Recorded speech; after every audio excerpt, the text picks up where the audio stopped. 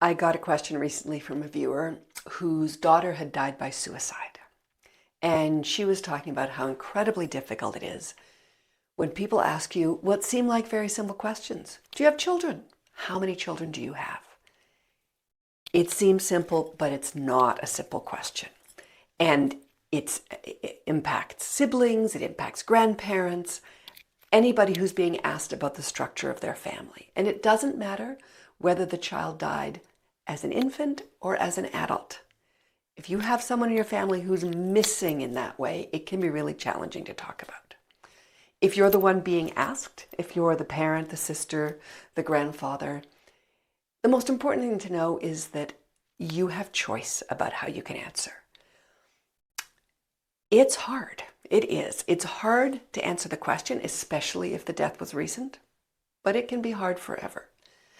And it's especially hard because sometimes when you answer that question, the person who's asked the question is so disoriented and embarrassed and overwhelmed that they have a big emotional response that then you kind of have to look after. So it doubles the burden.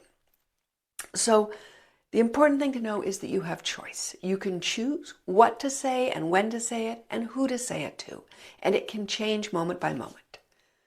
Maybe the easiest thing, if it feels okay for you in that moment, is to say, I have 2 living children and a son who died when he was 11.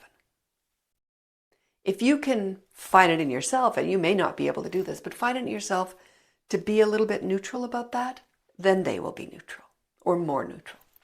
Or you might say, you couldn't have known that this is a really sensitive question, but it is, and I'd rather not answer.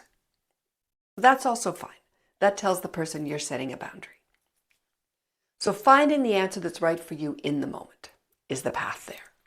Now, if you're the one who's asked the question, you innocently asked, how many children do you have? And someone says, I have 3, but 1 had died. The important thing to do there is to not make it about you. You might say, wow, I'm really sorry to hear that. You might say, I bet this is a hard question to answer.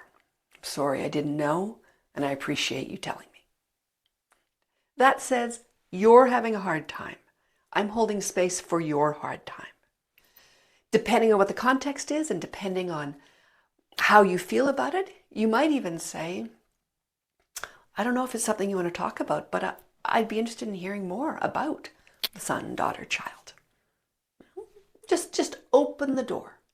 And it's not necessarily for the details of how they died. It might just be what they were like. They loved baseball. They loved horses. They loved music. Something that says, I am okay with being with your pain.